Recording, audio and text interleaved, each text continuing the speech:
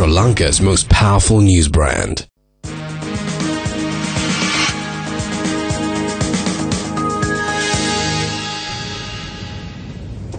Good evening to you. I'm joining you from the noisy newsroom here to tell you of our developing story for this evening. A flyover was constructed in the Rajagiriya region. The main objective of this flyover was to reduce the traffic in the area. Will the Rajagiriya flyover be able to live up to the expectations?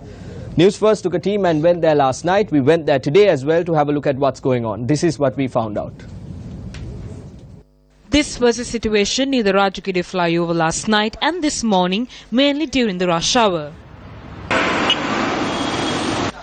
This is how vehicular movement was witnessed from a high-rise in Rajagiriya. වෙනසක් නැහැ නේ තිබුණ විදියමයි නේ තාම මේ තියෙන block එක විදියට බලලා මේකල මෙන්න මොකක් හරි සැලසුමක් ගේන්න පුළුවන් නේ ඉස්සරහට වෙනදට වැඩිය වැඩි වගේ බ්ලොක් එක වැඩි බ්ලොක් එක මට පේන දිනට වඩා වැඩි ඊයේ නම් යන්නම් බෑ අදත් තාම නම් ඒ වගේම තමයි මට නම් පේන්නේ. Though the flyover was declared open yesterday, when we visited Rajagiriya today, this is what was evident. Construction on this flyover is yet to be completed.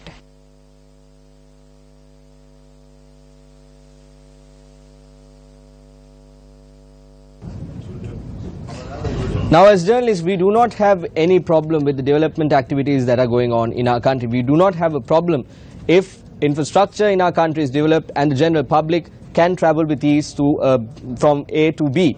The problem here is if public funds, the money of the general public is used in a redundant manner. Now, we have reported on several occasions about the situation surrounding the Rajagiriya flyover. Let's have a look. The Rajagiriya flyover, when there is a 6-lane road operating here and there are 2 roads similar to the Gaul road, the authorities decide to put up a flyover from this road to the other road instead of merging these 2 roads. Once again, when this is a 6-lane road, all the vehicles that are operating on this road have to get merged into this flyover and cross on to the other side, creating more traffic.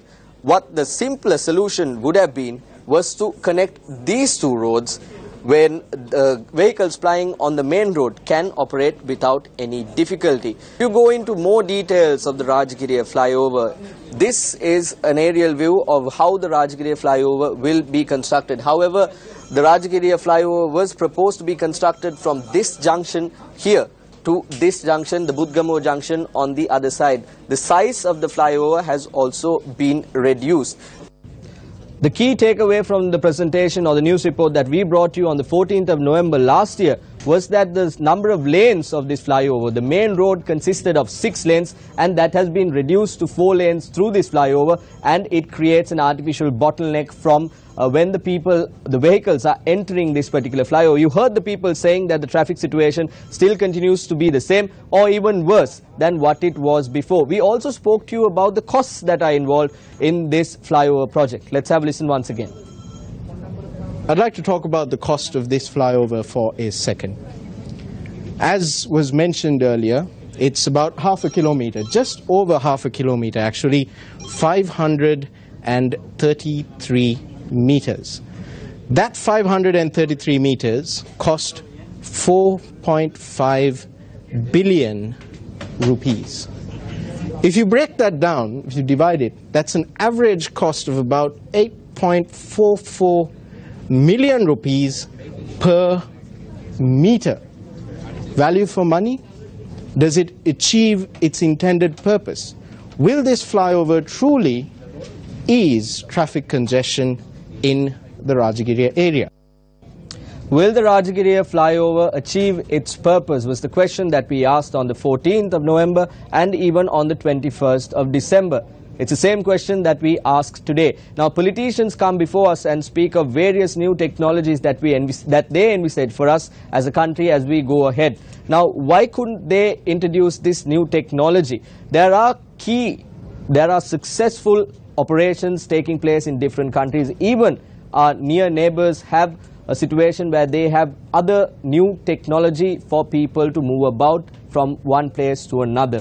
Why is the government still investing in old technology, old mechanisms that do not yield results, as you just saw. People themselves complaining and saying it is either the same or it has gone from bad to worse. There are monorail systems that the government can invest in. There are light rail transits or LRT systems that the government could have invested and brought the situation to a situation where people could move about easily.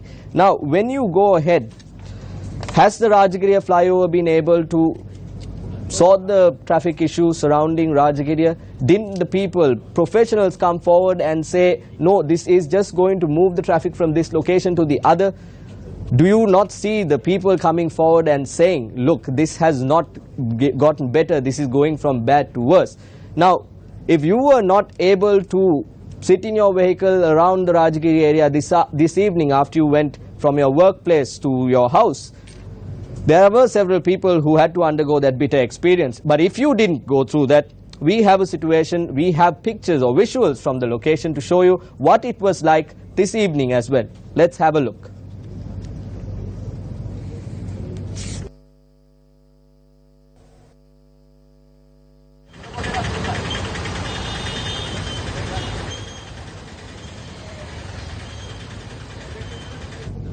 Bumper to bumper block there. We hope that the situation will get better soon, but with the government taking decisions like this, we do not see our country moving forward. We'll have to be remaining in the same place like we did there. I'm hoping Sandru didn't have to go through the same road this evening. Sandru, it's back to you.